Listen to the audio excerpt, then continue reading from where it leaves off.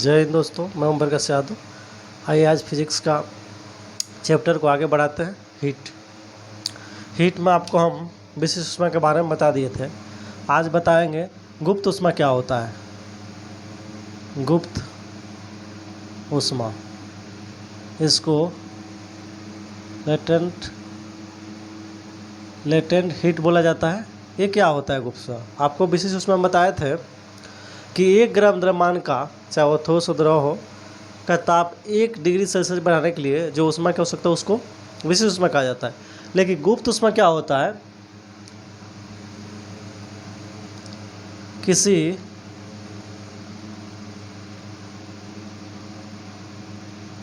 पदार्थ का अवस्था परिवर्तन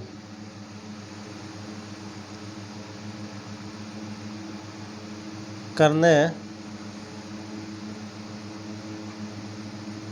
के लिए, किसी पदार्थ का अवस्था परिवर्तन करने के लिए आवश्यक ऊष्मा को गुप्त ऊष्मा कहा जाता है। किसी पदार्थ का अवस्था परिवर्तन करने के लिए आवश्यक ऊष्मा को गुप्त ऊष्मा कहते हैं।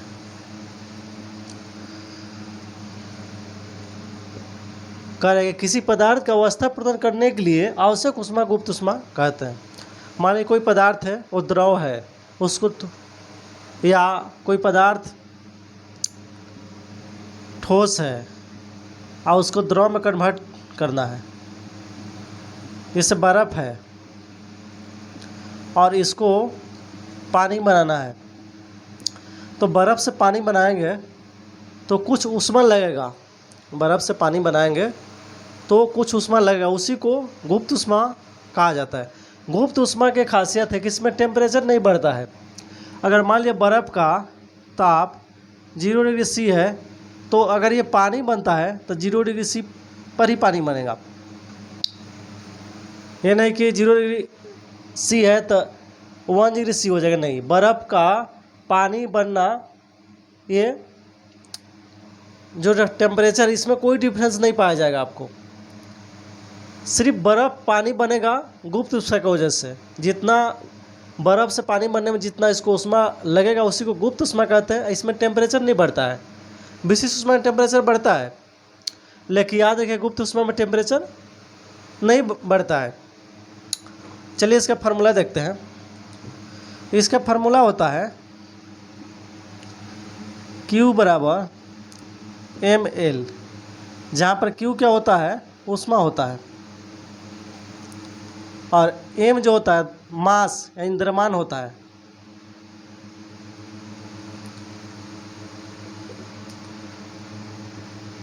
और L जो होता है, ये होता है लेटेंट हीट यानी गुप्त ऊष्मा।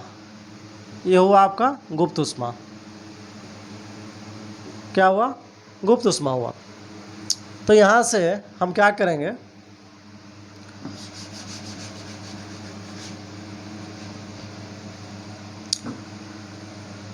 Q बराबर mL है तो हम L के निकालेंगे, तो L बराबर हो जाएगा यानी गुप्त ऊष्मा हो जाएगा Q बटा m। यानी मेरे कहने का मतलब है कि गुप्त ऊष्मा बराबर हो जाएगा, गुप्त ऊष्मा यानी L बराबर आपको हो जाएगा Q क्या? ऊष्मा बटा द्रव्यमान यानी m। ये होता है फार्मूला इसका, ही याद रखिएगा। ये हो गया गुप्त ऊष्मा का फार्मूला। तो गुप्त ऊष्मा L बराबर होता है ऊष्मा बटा द्रव्यमान, ऊष्मा बटा द्रव्यमान। पूछता है इसका ए सही मात्रा क्या होता है। पूछता है कि गुप्त ऊष्मा का ए सही मात्रा क्या होगा। तो देखिए L बराबर Q, हमको पता है कि L बराबर Q बटा m होता है। तो Q का क्या होता है? इसका ये क्या हुआ? ऊष्मा का ए सही मात्रा जूल होता है, तो जूल बटा m द्रव्यमान का क्या होता है? ए सही मात्रा kg होता है। तो यह आपका हो गया जूल बटा यानी जूल प्रति kg ये क्या हो गया, जूल प्रति केजी। ये हो गया आपका उष्मा का, गुप्त उष्मा कैसे, यहाँ पर डिग्री सेल्सियस नहीं होगा, क्यों नहीं होगा, क्योंकि गुप्त उष्मा में टेम्परेचर नहीं बढ़ता है। याद रखिए, गुप्त उष्मा में, विशिष्ट उष्मा में टेम्परेचर बढ़ता है, विशिष्ट उष्मा में, लेकिन गुप्त उष्मा में टेम्परेचर नहीं बढ़ता। इसलिए गुप्त उष्मा का ए सही मात्रक पूछेगा तो जूल प्रति केजी होगा। ये हो गया ए सही मात्रक। ए सही मात्रक अगर पूछेगा, ये गुप्त उष्मा का ए सही मात्रक क्या होगा, तो जूल प्रति केजी। अगर पूछे गुप्त उष्मा का सीजीएस मात्रक क्या होगा, तो देखिए जो उष्मा है उसका एसआई में जूल होता है, सीजीएस में क्या होता है, कैलोरी होता है। तो कैलोरी बटा केजी होता है किस में, आप एसआई में, लेकिन सीजीएस में क्या होता है, ग्राम होता है। यानी हो जाएगा कैलोरी प्रति ग्राम, ये हो जाएगा सीजीएस मात्रक। क्या हो जाएगा, ये सीजीएस मात्रक हो। तो याद रखिएगा कि गुप्त उष्मा का ए सही मात्रक जूल प्रति केजी होता है और सीजीएस मात्रक कैलोरी प्रति ग्राम होता है। चलिए आगे और देखते हैं। आइए क्वेश्चन देखते हैं उससे रिलेटेड। किसी वस्तु की अवस्था परिवर्तन होते समय उसका ताप घटता है, बढ़ता है, घट या बढ़ सकता है, अपरिवर्तित रहेगा। ये देखिए, ये गुप्त उष्मा से रिलेटेड क्वेश्चन है। कह रहा है कि किसी वस्तु की अवस्था परिवर्तन होते समय, यानी कोई वस्तु ठोस है और द्रव में बदल रही है, उसका अवस्था में परिवर्तन हो रहा है, तो उस समय उसका ताप क्या होगा, घटेगा कि बढ़ेगा, कि घट या बढ़ हो सकता है, कि अपरिवर्तित रहेगा। तो अभी आपको बताएं हम कि कोई भी वस्तु है, अगर कोई वस्तु ठोस से द्रव में बदल रही है तो उसका ताप में कोई परिवर्तन नहीं होगा, क्योंकि ठोस से द्रव में उसको गुप्त उष्मा क्या कर रहा है, बदल रहा है। तो गुप्त उष्मा में क्या होता है, ताप में कोई परिवर्तन नहीं होता है। तो क्या होगा, ताप में कोई परिवर्तन नहीं होगा। किसी वस्तु का अवस्था परिवर्तन होते समय उसके ताप में कोई परिवर्तन नहीं होगा, अपरिवर्तित रहेगा। दूसरा क्वेश्चन है कि जब बर्फ को पिघलाया जाता है तो पिघलते समय उसका ताप अपरिवर्तित रहता है, घटता है, बढ़ता है, इनमें से कोई नहीं। बर्फ है, बर्फ को अगर पिघला दीजिएगा तो अगर ये पानी बनेगा, ये बर्फ है, अगर तो बर्फ से पानी बनेगा तो उसके ताप में कोई परिवर्तन नहीं होगा। अगर 0 डिग्री सी इसका ताप है तो 0 डिग्री से जैसे वो 0 डिग्री पर ही हो, बर्फ पिघल कर पानी बन जाएगा। ये बहुत कन्फ्यूजन वाला क्वेश्चन है कि जब बर्फ को पिघलाया जाता है तो पिघलते समय उसका ताप अपरिवर्तित रहता है, घटता है, बढ़ता है, इनमें से कोई नहीं। अपरिवर्तित है, कोई ताप में परिवर्तन नहीं होगा, क्योंकि अवस्था परिवर्तन में जब अवस्था यानी बर्फ से पानी बनेगा या पानी से बर्फ बनेगा तो इसमें कोई टेम्परेचर में वृद्धि नहीं होगा। इसलिए आप याद रखिएगा, जैसे मान लीजिए पानी है और पानी 100 डिग्री पर वो खौलने लगता है, और पानी पानी जो वाष्प कब बनेगा, 100 डिग्री में बनना चालू हो जाएगा, खौलेगा, उसके बाद वाष्प बनेगा। तो देखिए, पानी से वाष्प इसका अवस्था में परिवर्तन हो गया, लेकिन टेम्परेचर 100 है, क्योंकि 100 पर स्टार्ट होता है, जैसे 100 पर खोलना चालू होगा तो वाष्प में बदल जाएगा। उसी तरह बर्फ जो है 0 डिग्री सी पर ये बर्फ है, जमा हुआ है, जैसे बर्फ पानी में कन्वर्ट होगा, ये पिघलना चालू होगा तो वो 0 डिग्री पर ही पिघलना चालू हो जाएगा। ये नहीं कि 1 डिग्री पर, यानी 0 डिग्री से 1 डिग्री तक जाते जाते, यानी 1 डिग्री नहीं होगा, 0 से 0 इसके बीच में जो भी आएगा 0 ही आएगा। 0 डिग्री पर ही क्या होगा, ये पिघलना चालू हो जाएगा। बर्फ 0 डिग्री पर ही ये पिघलना चालू हो जाएगा। जैसे पानी 100 डिग्री पर खौलता है, प्लस वाष्प में भी ये वाष्प में बदल जाता है, तो इसका अवस्था में परिवर्तन हो जाता है, लेकिन टेम्परेचर 100 का 100 ही रहता है। उसी तरह बर्फ का 0 ही रहेगा। तो ये गुप्त उष्मा से रिलेटेड क्वेश्चन था। आइए और इससे रिलेटेड क्वेश्चन देखते हैं। अगला क्वेश्चन देखते हैं 3 नंबर। सबसे अधिक ठंडा है, बर्फ है कि आइसक्रीम है कि हिमकारी मिश्रण है कि शुष्क बर्फ है। अगर पूछेगा कि सबसे अधिक ठंडा है तो कौन सा है, तो देखिए बर्फ नहीं होता है। अधिकांश लड़के जो बर्फ लगाते हैं कि बर्फ सबसे ठंडा है, लेकिन बर्फ सबसे ठंडा नहीं होता है। आप बर्फ को छू के देखिएगा, जब पानी से बर्फ बनता है तो बर्फ को छू के उसमें से भाप निकलता है, तो ये सबसे ज़्यादा ठंडा नहीं होता, ये सबसे ज़्यादा गर्म होता है। इन सब में सबसे ज़्यादा गर्म बर्फ है, सबसे ज़्यादा गर्म। बर्फ होता है। आइसक्रीम जो होता है आप खाते हैं, पता है, सबसे अधिक ठंडा कह रहे हैं हिमकारी मिश्रण। तो सबसे अधिक ठंडा जो होता है वो शुष्क बर्फ होता है, जिसको ठोस CO2 कहा जाता है। ये सबसे अधिक ठंडा होता है। अगर ऐसे ऑप्शन में रखे बर्फ तो तुरंत बर्फ मार दीजिएगा, लेकिन गलत है। ये सबसे अधिक गर्म होता है और सबसे अधिक ठंडा शुष्क बर्फ, जिसको ठोस CO2 ठोस कार्बन डाइऑक्साइड कहा जाता है, ये सबसे अधिक ठंडा होता है। हिमकारी मिश्रण भी पूछता है क्या होता है, तो देखिए नमक प्लस बर्फ, ये दोनों को मिला दीजिएगा तो आपका हिमकारी मिश्रण बन जाएगा। अब अगला क्वेश्चन देखते हैं, 4 नंबर कह रहा है, यहाँ देखिएगा सबसे अधिक ठंडा शुष्क बर्फ और सबसे अधिक गर्म पूछेगा तो बर्फ होगा। तो हमारा ये वाला हुआ डी नंबर जो है इसका आंसर होगा 3 नंबर का। कह रहे हैं कि 20 ग्राम बर्फ 0 पर है। ये बर्फ है, ये बर्फ का गोला है, 20 ग्राम है और इसका ताप जो है 0 डिग्री C है। इसे 10 डिग्री C के जल में बदलने के लिए इसको जल बनाना है। ये बर्फ को जल बनाना है, इसका टेम्परेचर 10 डिग्री C करना है। कह रहे हैं कि ये बर्फ है, इसको पानी में 10 डिग्री C के जल में बदलने के लिए कितनी ऊष्मा चाहिए, यानी यहाँ से यहाँ, यानी ये बर्फ है, बर्फ को पानी बनाने के लिए कितनी ऊष्मा चाहिए, जबकि टेम्परेचर इसका 0 है, इसका 10 चाहिए। पानी कितने 10 चाहिए, कितनी ऊष्मा चाहिए। यदि बर्फ का गलनांक दिया है, बर्फ की गलन की गुप्त ऊष्मा दिया हुआ है 80 कैलोरी पर ग्राम तथा पानी की विशिष्ट ऊष्मा दिया हुआ है 1 कैलोरी पर ग्राम। तो ऑप्शन ए में दिया है 2000 calorie, 1800 calorie, 2100 calorie, none of this. Question कह रहा है, एक बार और पढ़ देता है कि 20 ग्राम बर्फ 0 डिग्री C, 20 ग्राम बर्फ 0 डिग्री C पर है।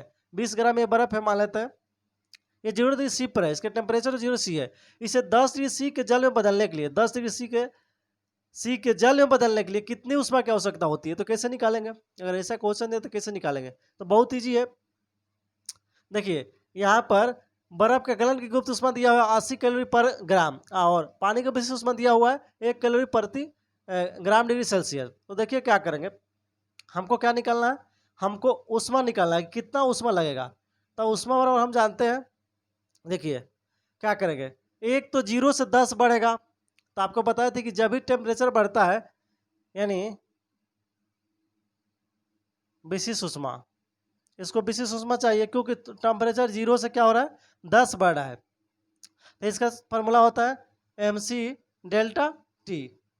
फिर कह रहा है कि बर्फ से पानी बढ़ रहा है, तो बर्फ से पानी अवस्था में परिवर्तन हो रहा है, तो यहाँ गुप्त ऊष्मा भी लगेगा, गुप्त ऊष्मा। तो गुप्त ऊष्मा का फॉर्मूला अभी बताया आपको कि ml होता है। दो देखिए प्रक्रिया हो रहा है, एक तो हो रहा है कि बर्फ जो है 20 ग्राम बर्फ है, ये पानी में बदल रहा है, तो इसके लिए गुप्त ऊष्मा चाहिए, इसका अवस्था परिवर्तन करने के लिए। फिर टेम्परेचर भी बढ़ रहा है, देखिए 0 डिग्री से 10 डिग्री होता है, इसके लिए विशिष्ट ऊष्मा चाहिए 0 से 10 करने के लिए। तो दोनों चाहिए, तो दोनों हम यहाँ कर लेंगे। Q बराबर लिखेंगे, Q बराबर mc delta T plus ml, ये करेंगे। यानी ये हो गया आपका विशिष्ट ऊष्मा, ये हो गया आपका गुप्त ऊष्मा। दोनों को जोड़ेंगे तब जाके हमारा ये बर्फ जो 0 डिग्री C से है वो पानी में 10 डिग्री C बन जाएगा। तो देखिए यहाँ पर m दोनों में है, तो m कॉमन ले लेंगे, तो यहाँ पर बच जाएगा C डेल्टा T और प्लस में यहाँ पर बच जाएगा L, ये हो गया। फिर क्या करेंगे, आप देखिए कितना ग्राम है, m मतलब ग्राम, 20 ग्राम है तो 20 ग्राम यहाँ पर लिख देंगे 20 ग्राम। C का है, C पानी का विशिष्ट ऊष्मा होता है, तो पानी का विशिष्ट ऊष्मा क्या दिया 1 कैलोरी, तो 1 लिख देंगे यहाँ पे गुण। अब देखिए क्या हो रहा है 0 से 10, यानी डेल्टा T मतलब कितना टेम्परेचर बढ़े थे 0 से 10, तो यहाँ पे 10 लिख देंगे प्लस L क्या है, L है गुप्त ऊष्मा, L क्या हुआ गुप्त ऊष्मा। तो देखिए L का जो मान होगा कौन सा हो जाएगा, L जो होगा, देखिए ये बर्फ है, बर्फ से पानी बदल रहा है, तो बर्फ का जो होता है, यदि बर्फ का गुप्त ऊष्मा जो ये 80 कैलोरी प्रति ग्राम है, ये क्या हो गया L हो गया, यहाँ पर 80 लिख देंगे हो गया हमारा। अब देखिए क्या होगा, 20, देखिए 80 या 10 कितना हो जाएगा, 80 या 10 90, 90 यानी 20 गुणे 90 हो जाएगा, यानी कितना हो जाएगा टोटल, ये हो जाएगा 9 × 1800 कैलोरी। क्या हो जाएगा, 1800 कैलोरी हो जाएगा हमारा आंसर, 1800 कैलोरी। ये बी नंबर हमारा क्या हो जाएगा, आंसर हो जाएगा। इस तरह हम आराम से इसको निकाल सकते हैं। चलिए आगे और देखते हैं। आइए आपको बताते हैं उष्मीय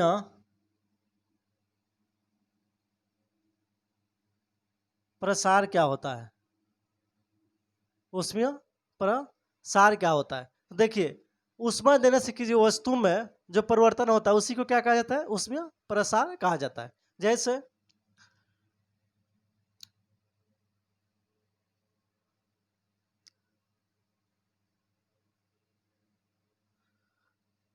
जैसे एक वस्तु हम ले लिए,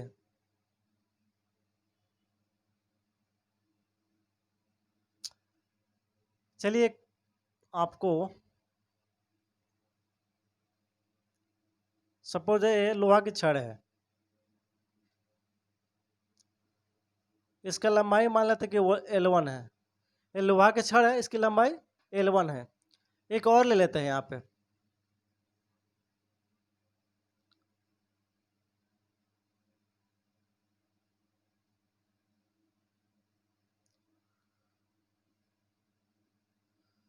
यहाँ पर इसकी लंबाई L1 मान लिए, इसका मान लेते हैं कि इसका जो क्षेत्रफल है वो A1 है। फिर एक और ले लेते हैं,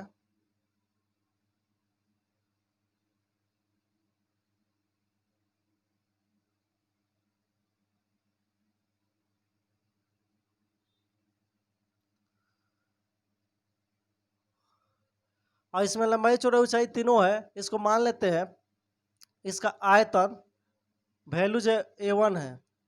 देखिए एक लोहा की छड़ है, इसका लंबाई L1 है, इसका एरिया जो है क्षेत्रफल, इसका लंबाई L1 है, इसका क्षेत्रफल A1 है, और इसका वैल्यूम आयतन V1 है। तो देखिए क्या होगा, इसको जब गर्म करेंगे, इसको जब गर्म किया जाएगा, तीनों को गर्म करेंगे तो क्या होगा, कुछ ना कुछ इसमें परिवर्तन होगा। इसको गर्म करेंगे तो क्या होगा, इसकी लंबाई बढ़ेगा। आप लोहा का गर्म करते हैं तो देखते हैं इसकी लंबाई बढ़ता है, ये लंबा हो जाएगा, ऐसे क्या हो जाएगा, लंबा हो जाएगा। इसी को कहा जाता है, इसी लंबाई को कहा जाता है रेखीय प्रसार गुणांक। इसको क्या कहा जाता है, रेखीय प्रसार गुणांक, यानी लंबाई में जो परिवर्तन होता है उसको रेखीय प्रसार गुणांक कहा जाता है। फिर यहाँ इसको भी गर्म करेंगे तो इसके लंबाई के साथ साथ ये चौड़ाई में भी परिवर्तन होगा, तो इसको कहा जाएगा, ये लंबाई के साथ साथ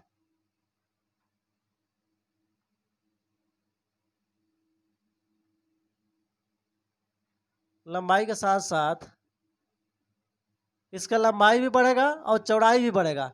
तो लंबाई चौड़ाई दोनों बढ़ता है तो उसको क्षेत्रफल हो जाता है, तो इसको कहा जाता है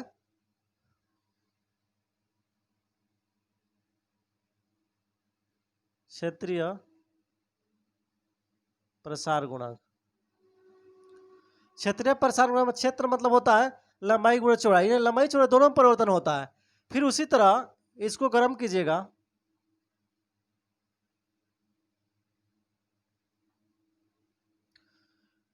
तो इसके लंबाई चौड़ाई ऊंचाई अगर तीनों में परिवर्तन होता है तो आयतन प्रसार गुणांक किसको बोलते हैं, इसको बोलते हैं आयतन प्रसार गुणांक। अब आपको समझ में आ गया। अगर सिर्फ लंबाई में परिवर्तन होता है तो रेखीय प्रसार गुणांक, इसको अल्फा से नोट करते हैं। अगर लंबाई चौड़ाई दोनों में परिवर्तन होता है गर्म करने से लंबाई में भी एक बार लंबाई में भी परिवर्तन होगा, जाहिर सी बात है चौड़ाई में परिवर्तन होगा। तो लंबाई चौड़ाई दोनों में होता है, इसको बीटा से लिखते हैं, दोनों में इसका क्षेत्रफल में प्रसार हुआ यानी क्षेत्रफल इसका बड़ा। और तीसरा है कि इसको गर्म करते हैं तो इसका आयतन लंबाई चौड़ाई ऊंचाई और तीनों में परिवर्तन होता है तो इसको बोलते हैं गामा, इसको आयतन प्रसार गुणांक बनता है। तो ये तीनों प्रसार गुणांक है। किसी भी वस्तु को आप गर्म कीजिएगा तो उसके लंबाई में परिवर्तन होगा, उसका चौड़ाई में परिवर्तन होगा और उसके ऊंचाई में परिवर्तन होगा। अगर लंबाई में परिवर्तन होता है उसको रेखीय प्रसार गुणांक कहते हैं, लंबाई चौड़ाई दोनों में होता है तो क्षेत्रीय प्रसार गुणांक कहते हैं, और तीनों में होता है लंबाई चौड़ाई और ऊंचाई में तो आयतन प्रसार गुणांक कहते हैं। अब देखिए इसका फॉर्मूला होता है,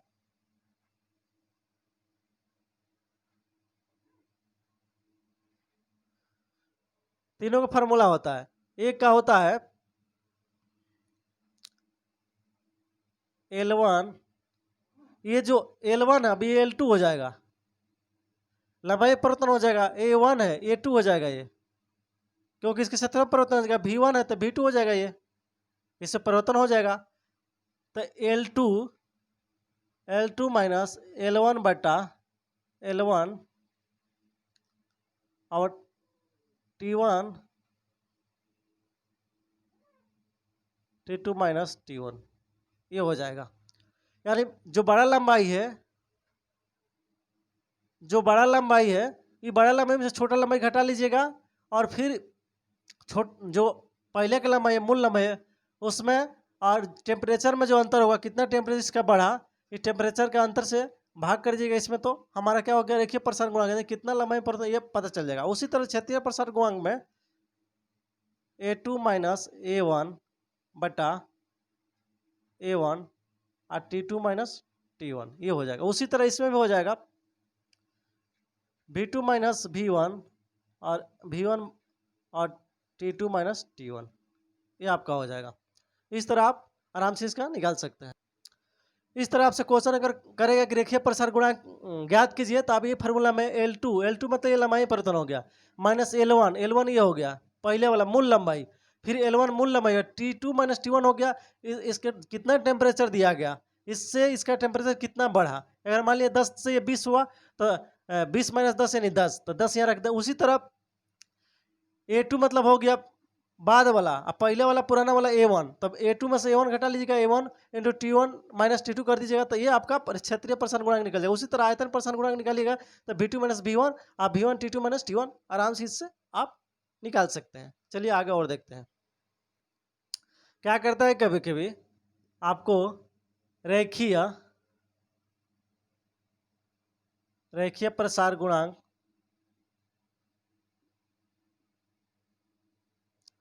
और क्षेत्रीय प्रसार गुणांक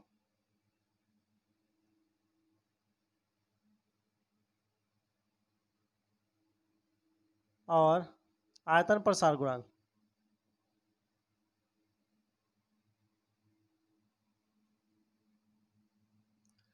कभी क्या करता है कि तीनों में समान पूछता है। इसको अल्फा से लिखे थे, इसको बीटा से लिखे थे और इसको गामा से लिखे थे। तो ये 1 होता है, ये 2 होता है और ये 3 होता है। यानी अल्फा बीटा और गामा का जो अनुपात होता है 1:2:3 होता है। याद रखिएगा, पूछ सकता है।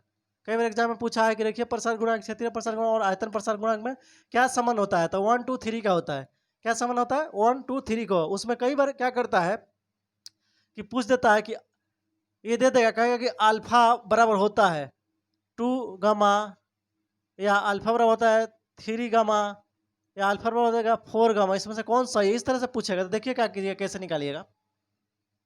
अब देखिए अल्फा हो गया, अल्फा अनुपात गामा ले लेंगे, इसका कितना है 1:3 है। इसका मतलब हुआ कि अल्फा बटा गामा बराबर हुआ 1/3, तो गुणा करेंगे तो इतना बराबर हो जाएगा 3 अल्फा। तो ये को संबंध हो गया। पूछेगा कि गामा बराबर होता है 3 गुणे अल्फा। उसी तरह दोनों में संबंध पूछ सकता है कि अल्फा और बीटा में क्या संबंध है, तो अल्फा बटा बीटा हो जाएगा। देखिए 1/2 है तो 1/2 लिख देंगे। अब तीसरे गुणा कीजिएगा तो बीटा बराबर हो जाएगा, बीटा से तो एक बीटा में 1 से गिरेगा तो बीटा, और ये इधर 2 को अल्फा में कीजिए तो 2 अल्फा। तो ये आपका संबंध हो गया। यानी कहेगा कि क्षेत्रीय प्रसार गुणांक होता है 2 गुणे रेखीय प्रसार गुणांक, और आयतन प्रसार गुणांक होता है 3 गुणे रेखीय प्रसार गुणांक। इस तरह तीनों में संबंध पूछ सकता है। चलिए आगे और देखते हैं। अब इसमें देखिए क्वेश्चन और देता है कि मान लीजिए कोई गोल चक्री है और इसके बीच में छोटा सा एक होल है। इसको गर्म करेंगे तो क्या होगा, होल बड़ा होगा कि छोटा होगा कि वैसे ही रहेगा, तो देखिए बड़ा हो जाएगा। आप जैसे इसको गर्म करें, छोटा वाला जो होल है वो बड़ा हो जाएगा। क्या हो जाएगा? होल बड़ा होगा। कई बार क्वेश्चन पूछा है, एक चक्री है उसके बीच में छोटा सा एक होल है, और गर्म करने पर क्या होगा? होल अपरिवर्तित रहेगा, बड़ा होगा, छोटा होगा, या घट बढ़ सकता है, तो बड़ा हो जाएगा। क्या हो जाएगा? बड़ा हो जाएगा। उसी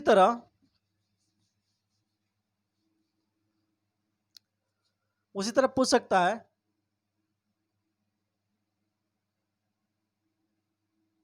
कि एक पदार्थ है, और पदार्थ का ये दो पार्ट है, ए और बी है। इसका जो है, इसका प्रसार अधिक है, और इसका जो प्रसार है कम है। तो कहेगा कि इसको अगर ये इसका परिवर्तित रूप होगा, तो देखिए परिवर्तित रूप क्या होगा? ये ऐसे परिवर्तित होगा,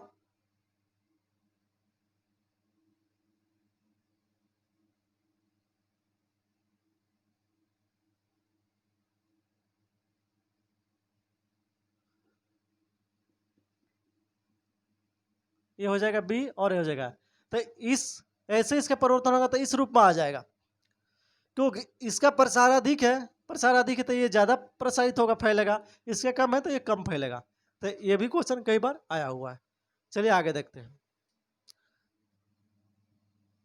सबसे इम्पोर्टेंट ये है जल का असंगत प्रसार। ये सबसे इम्पोर्टेंट है। यहाँ से कोई ऐसा एग्जाम नहीं है कि जहाँ जिसमें यहाँ से क्वेश्चन नहीं पूछे गए हैं। जल का असंगत प्रसार से देखिए जल में क्या होता है, आपको पता है कि घनत्व तो बराबर होता है द्रव्यमान बटा आयतन, या इसको लिख सकते हैं घनत्व बराबर 1/आयतन। देखिए घनत्व अगर बढ़ेगा तो आयतन देखिए अपोजिट में है तो कम हो जाएगा, अगर आयतन बढ़ेगा तो घनत्व कम हो जाएगा। याद रखिएगा, घनत्व बढ़ेगा तो आयतन 1/आयतन का मतलब ये घटेगा। ऐसे रहेगा जब बटा में तो घटेगा, ये बढ़ेगा तो ये घटेगा। अगर ये ऐसे रहता, अगर घनत्व बराबर आयतन, तो ये बढ़ता तो ये बढ़ता, ये घटता तो घटता। लेकिन अपोजिट में है, अपोजिट में है, इसीलिए जब घनत्व बढ़ेगा तो ये घट जाएगा, ये घटेगा तो ये बढ़ जाएगा। देखिए जल में क्या होता है, जल में दो चीज होता है। आपको याद है कि मान लीजिए कोई बर्तन है, तो इसमें जो अंदर में जो सामान रखा जाता है, जितना जगह, इसी को क्या बोला जाता है? आयतन बोला जाता है। इसी को क्या बोला जाता है? आयतन बोला जाता है। आयतन बोला जाता है। तो देखिए जल में क्या होता है, जल में होता है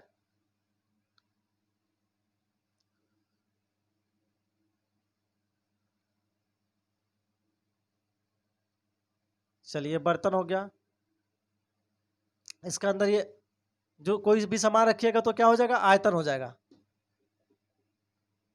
देखिए ये यहां से मान लेते हैं इसको कि ये 0 डिग्री C है, ये 2 डिग्री C है, और ये 4 डिग्री C है, ये 6 डिग्री C है,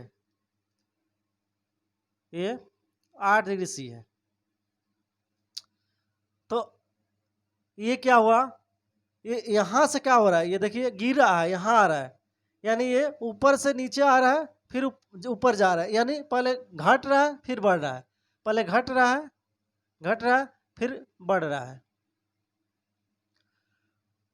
तो आयतन, आयतन देखिए आप याद रखिएगा, नोट में लिख लीजिएगा कि जल का आयतन जो होता है, इस ग्राफ से समझिए, जल का आयतन 0 डिग्री से 4 तक, 0 से 4 तक क्या होता है? देखिए तो घटता है। जल का आयतन 0 डिग्री C से 4 डिग्री C तक पहले घटता है, फिर देखिए 0 डिग्री से ऊपर क्या है, यानी 8 डिग्री तो 10, इधर क्या होगा, बढ़ रहा है। फिर 0 डिग्री, सॉरी 4 डिग्री से, 4 डिग्री से बढ़ रहा है इधर, 4 डिग्री सी से बढ़ता है, आगे क्या होगा, बढ़ता जाएगा। तो याद रखिएगा कि जल जो है, जल का आयतन जो होता है सबसे ज़्यादा 4 डिग्री सी पर होता है। जल का आयतन 0 से 4 चलेंगे तो ये पहले क्या होगा, इसका आयतन देखिए, आयतन घट रहा है, यानी 0 से 4 आयतन, जल का आयतन घटेगा। फिर 4 से आगे बढ़ेंगे तो ये देखिए बढ़ते जाएगा, बढ़ते जाएगा, आगे बढ़ता ही जाएगा। तो जल का आयतन 0 डिग्री से 4 डिग्री तक पहले घटता है, फिर 0 डिग्री से बढ़ता है, 0 डिग्री से आगे बढ़ता रहता है। ये क्वेश्चन कई बार पूछा दे देगा आपको कि 2 डिग्री से 4 डिग्री जल का आयतन घटता है, बढ़ता है, अपरिवर्तित रहता है। तो देखिए आप याद रखिए 0 से 4 तक घटेगा, फिर 4 से आगे बढ़ेगा। ठीक इसी तरह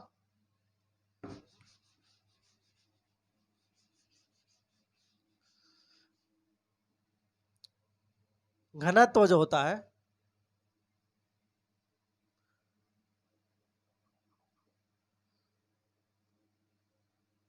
ठीक इसका अपोजिट होता है। ये हो गया घनत्व जल का, किसका हो गया, ये जल का हो गया। तो देखिए 0 डिग्री हो गया, 2 डिग्री,